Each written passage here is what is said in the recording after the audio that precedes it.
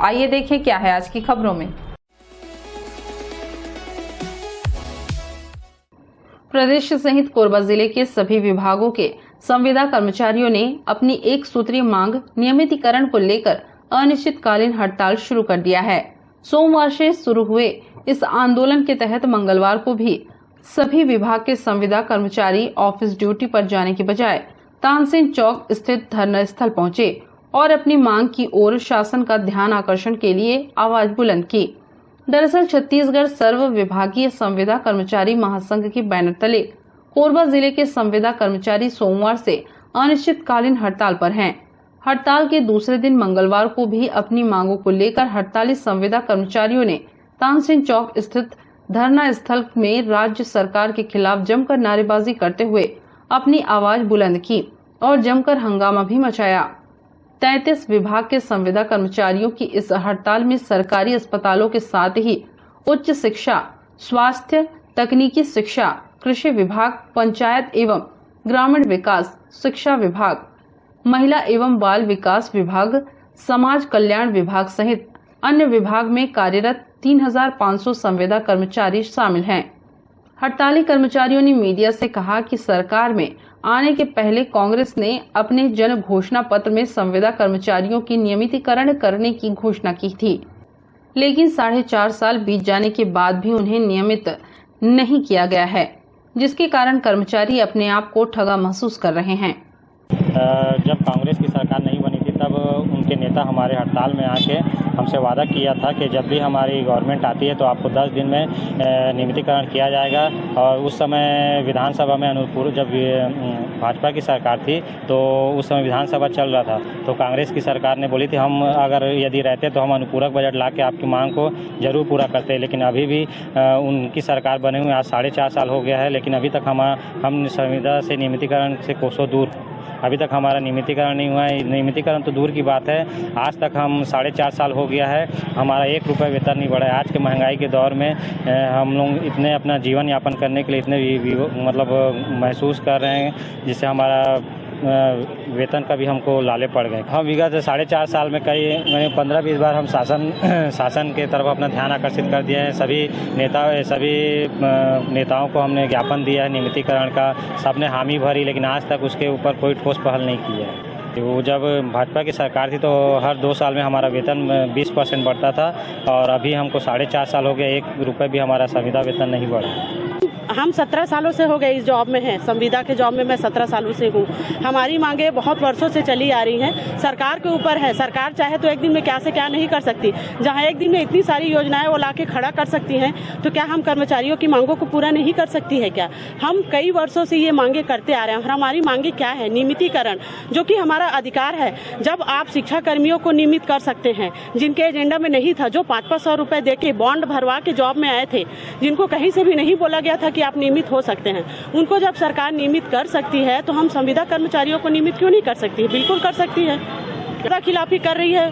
T.S.. Singhdeo जी जो समय शासन में नहीं थे, उस समय भाजपा की गवर्नमेंट थी, तब उन्होंने आके हमको घोषणा पत्र में लिख के बोला था कि हम 10 दिवस के अंदर आपको नियमित करेंगे। 10 दिवस क्या, 4.5 साल उनकी सरकार हो गई है, अभी तक इस दिशा में उन्होंने कोई रुख नहीं उठाया है, कोई कदम नहीं उठाया है।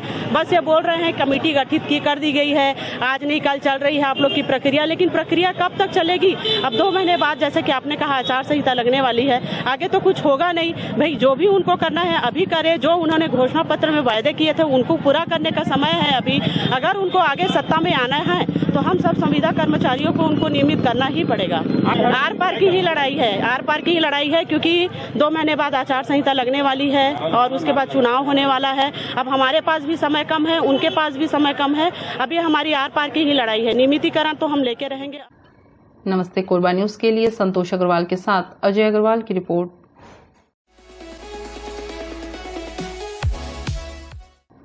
मंगलवार को प्रदेश के राजस्व मंत्री जयसिंह अग्रवाल बालको दौरे पर गए थे। लौटते समय परसाभाटा चौक के पास उनका काफिला यातायात बाधित होने से फंस गया। काफी इंतजार के बाद भी जब यातायात सुचारू रूप से चालू नहीं हो पाया तो राजस्व मंत्री जयसिंह अग्रवाल अपने वाहन से बाहर निकल आए और करीब 1 किलोमीटर पैदल चलकर क्षेत्र की यातायात व्यवस्था का हाल जाना।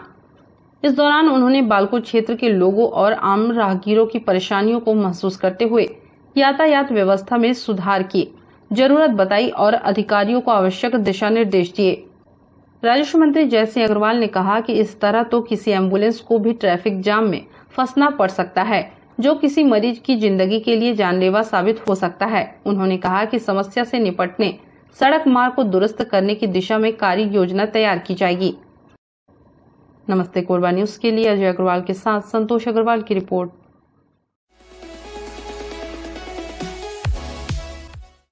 प्रयास आवासीय विद्यालय प्रतिभावान बच्चों का भविष्य गढ़ने का बेहतर माध्यम बन रहा है। एक बार फिर से इस शासकीय स्कूल ने अपनी शिक्षा के स्तर को दर्शाते हुए मानकों पर खरा उतरा है।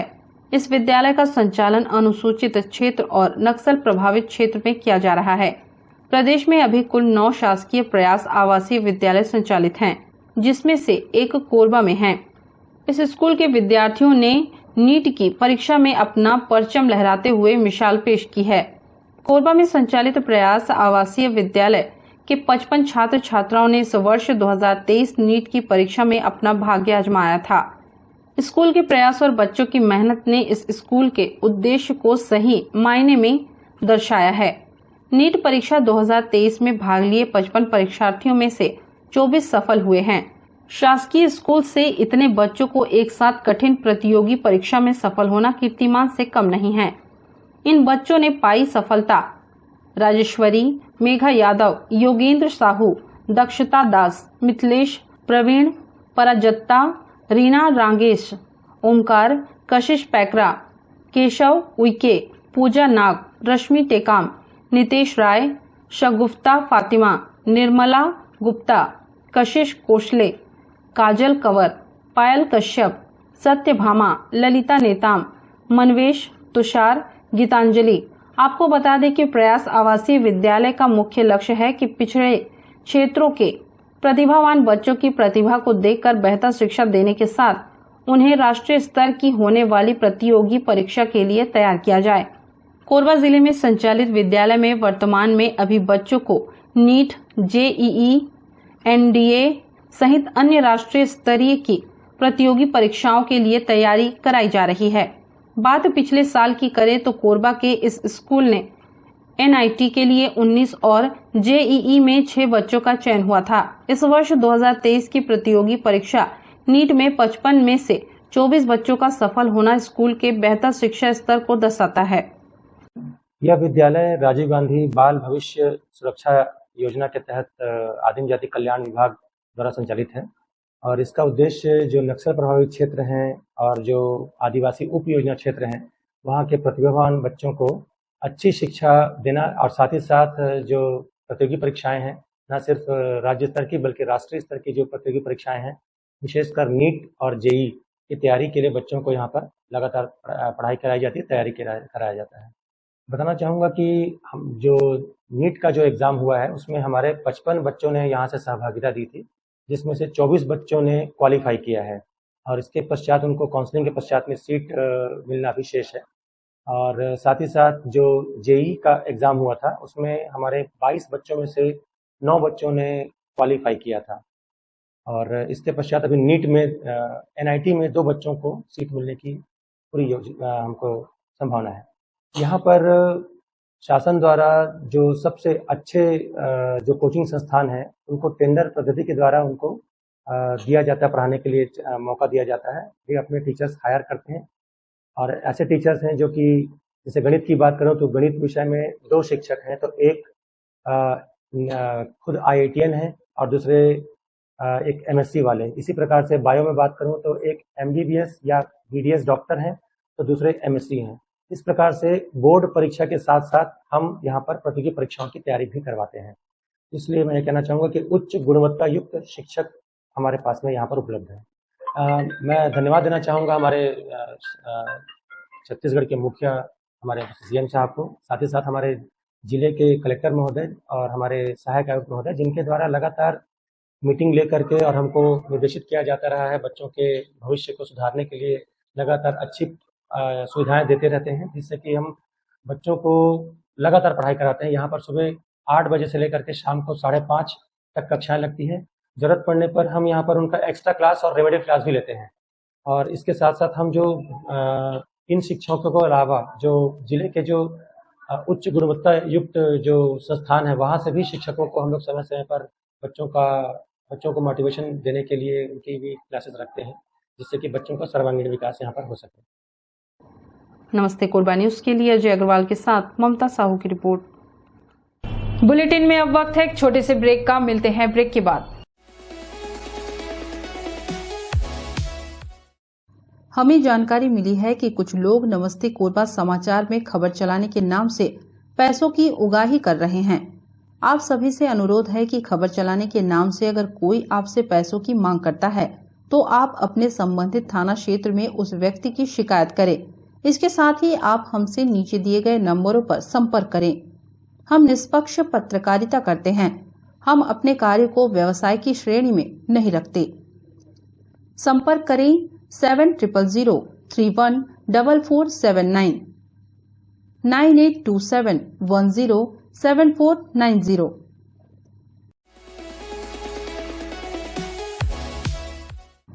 सुभाष चौक व कोसाबाड़ी चौक के मध्य मार्ग में पेट्रोल पंप के सामने स्थित डिवाइडर को लोगों की मांग पर निगम प्रशासन ने हटा दिया। इस संबंध में जो जानकारी मिली है उसके अनुसार कुछ संगठनों द्वारा वहां से डिवाइडर हटाए जाने की मांग की गई थी। इसी बीच निगम प्रशासन द्वारा वहां से डिवाइडर को हटा दिया गया।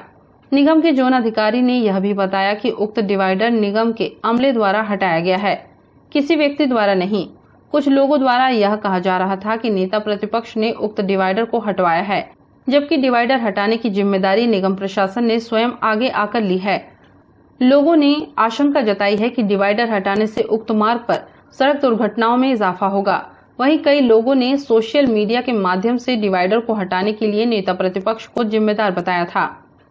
नहीं, कोसाबाड़ी एरिया में जो एक सिटी हॉस्पिटल है वहाँ के जो माननीय पार्षदगढ़ लोग दोनों पार्षद हैं उनके द्वारा से निवेदन आया था कि वहाँ कोसाबाड़ी में डिवाइडर जो है वो पर्याप्त दूरी में है और वहाँ हॉस्पिटल में आने जाने में दिक्कत होती है, इसलिए वहाँ डिवाइडर खोला जाए। और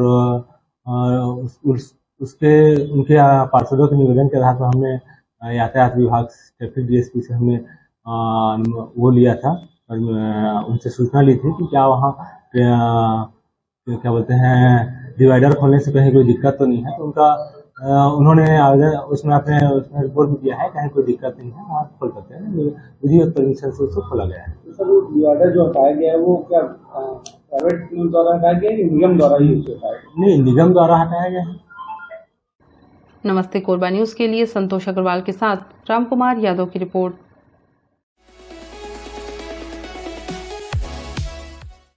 कोरबा जिले के कटघोरा में गृह दोष शांति के लिए पूजा पाठ कराने आए पुरोहित पर ही यजमान ने पूजा स्थल पर रखे हनुमान छाप सिक्के को चुराने का आरोप लगाया है, जिसके बाद यजमान पुरोहित को लेकर कटघोरा थाने पहुंचे, जहां कटघोरा पुलिस मामले की जांच में जुट गई है।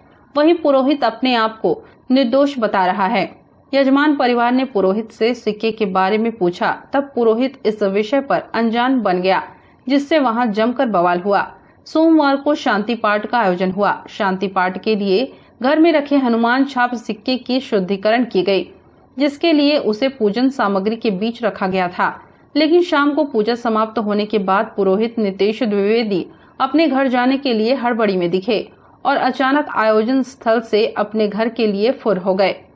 पुरोहित की हड़बड़ी से टीआई की पत्नी को कुछ संदेह हुआ और उसने जब पूजन स्थल पर जाकर हनुमान छाप सिक्के को गौर से देखा तो वहां असली के बजाय नकली सिक्का रखा हुआ मिला। टीआई की पत्नी ने इसकी जानकारी के लिए पुरोहित को बार बार फोन किया, लेकिन दूसरी तरफ से फोन नहीं उठाया गया तो संदेह गहराता गया। घर के सभी सदस्यों ने मिलकर पुरोहित के विषय में पताशाजी की। तब पुरोहित के अपने घर दीपका क्षेत्र की ओर जाने का पता चला। जानकारी मिलने पर टीआई के परिजन पुरोहित को ढूंढने निकले, जिन्हें दीपका के पास पुरोहित मिल गया। यजमान परिवार ने पुरोहित से सिक्के के बारे में पूछा, तब पुरोहित इस विषय पर अनजान बन गया, जिससे वहां जमकर बवाल हुआ। कटघोरा में बोले कि पूजा कराऊंगा, आपके पास हनुमान के सिक्का है उसको लेके आइएगा। तो मैं लेके आई थी 2 दिन पहले, तो फोन करके बोली कि आइए, आ गए हैं हम लोग। तो आए दीपका पथारी से, तो बोले कि अंदर में सब रख दीजिए पूजा पाठ के सामान, मैं पूजा करवाऊंगा, उसको शुद्ध करूंगा, पैसा को अशुद्ध हो गया है। ऐसे करके। तो मैं बोली ठीक है भाई, पूरा पूजा पाठ के इकट्ठा किया, मेरे को शक था कि कहीं चोरी ना कर ले करके, तो इसलिए अपनी बेटी को बैठाई थी साथ में। तो मेरे बेटी को कुछ लकड़ी उकड़ी ला वमन करने के लिए करके बहाना करके बाहर भेज दिए। और आधा घंटे से मेरी बेटी बाहर थी, वो कहा कि कहा नहीं। फिर मैं बोली कि अंदर में रख दे रही हूँ पैसा को, तो बोले नहीं अभी दिया को बुझते तक रहने दीजिए। तो मैं रहने दी। फिर उनका आने के बाद महाराजा आ गए, विदा कर दी। फिर उनके आने के बाद देखी सिक्का को तो नहीं था उसमें, नाखून पालिश के निशान करके रखी थी, तो नाखून पालिश के निशान नहीं है उसमें। आप बूढ़ा भाटा गया था पूजा करने के लिए बुलाए थे, तो ग्रह शांति के लिए पूजा में उनकी छोटी बेटी है, उनकी बड़ी बेटी और मैं दोनों जने मतलब थे पूजा में। और उसके बाद जैसे पूजा वूजा सब हुआ, संपन्न हुआ, उसके बाद जैसे मैं घर मतलब आ रहा था, आधे रास्ते में दिक्कत तक वो मेरे पीछा की। उसके बाद जैसे मेरा फ़ोन वाइब्रेट में था, तो मैं फ़ोन को उठाया, बोली मैं उनको मामी बोलते हैं, मामी मेरा आप लोग कैसे आए हो? तो भाचा जी आप सिक्का को बदल दिए। मैं बोला जब आप लोग ठीक है अपना देव रूम में मेरे को बैठाए थे पूजा करने के लिए, तो मेरे को ना तो आप बताए थे कि इसमें सिक्का है कि और पूछा है, और उसको खोल के भी नहीं बताए थे। बाद में आप बोल रहे हैं कि इसमें मोटा था, पतला था हनुमान सिक्का, और उसमें बिंदी लगाए थे। तो हमको तो कुछ चीज़ को आप बताए ही नहीं रहे थे। और उसके बाद आधे रास्ते में आप बदल दिए, हाँ चोरी कर लिए हो, ऐसे बोल रहे थे। अब बिना दिक्कत थाना में वो हमको बैठा दिए हो, दुनिया भर का कसम भी खिला दी, मार भी खिलाया हो, फिर भी मैं सह रहा हूँ। अब बार बार विनती कर रहा हूँ उनसे कि अगर मेरे पास सामान रहता तो मैं उनको तो सब चीज़ मैं बोल रहा था कि तुरंत मेरे को रास्ते में जब बोले थे कि रुको भाषा आप सामान बदल के लाया, तो मैं तो तुरंत वहाँ पर वो जो रेलिंग है अपना प्रगति नगर जाने वाला, वहीं पर मैं रुका था। तो वहाँ पर एक पान ठेला वाला था और एक आदमी था वहाँ भी ठेला वाला। वहाँ कम से कम आधा एक घंटा बहस हुआ है। अगर होता तो ये तुरंत चेक करने के लिए थोड़ी बोलता वो। आप किस गृह शांति लड़का मन की गृह शांति। अच्छा हाँ बोला बोले नहीं। फिलहाल शिकायत के बाद कटघोरा पुलिस मामले की जांच में जुट गई है। गौरतलब है कि लोगों में हनुमान छाप सिक्के से जुड़ी अफवाह फैली हुई है, जिसके तहत कहा जाता है कि ये सिक्का जिसके पास भी होगा वह भाग्यवान और धनवान हो जाएगा। इस सिक्के की चाह में अपराध भी बढ़ रहे हैं, जहां एक ओर सिक्के चोरी और छीने जाने की वारदातें हो रही हैं, वहीं दूसरी ओर नकली सिक्के भी तेजी से बाजार में खपाए जा रहे हैं। नमस्ते कोरबा न्यूज के लिए अजय अग्रवाल के साथ रामकुमार यादव की रिपोर्ट।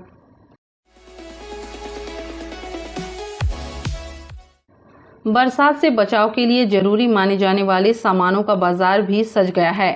नगर में इन सामानों की खरीदी शुरू हो चुकी है। इस बार बारिश से बचने के पारंपरिक साधन छातों की बजाय रेनकोट की मांग ज्यादा है।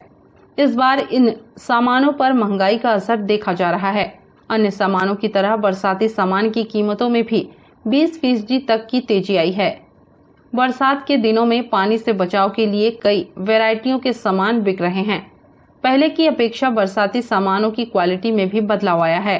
वैरायटी बहुत तरह का है और परसेंटेज 10 से 15% बढ़ा हुआ है। रेनकोट और छाता प्लेन है, कार्टून है, ऐसा प्रिंटेड है। हम लोग का सब होलसेल वाले हैं, उनके पास आते हैं, उनसे हम लेके आते हैं। 10 से 15% बढ़ा हुआ है। वो बोला जाता है कि हर चीज़ का महंगाई हो गया, इसलिए इसमें भी बढ़ चुका है रेट। उन्होंने कई जन मान जाते हैं, कई जन नहीं मानते। लोग बोलते हैं कि हाँ ये क्या है कि हर चीज़ के रेट बढ़े हुए हैं, इसलिए इसमें रेट बढ़ा और कितना कस्टमर उसको समझ जाते हैं ठीक है। और कई जन बोलते नहीं यार उसी रेट में आया हुआ है, बोल के चल गए। नमस्ते कोरबा न्यूज के लिए अजय अग्रवाल के साथ रामकुमार यादव की रिपोर्ट।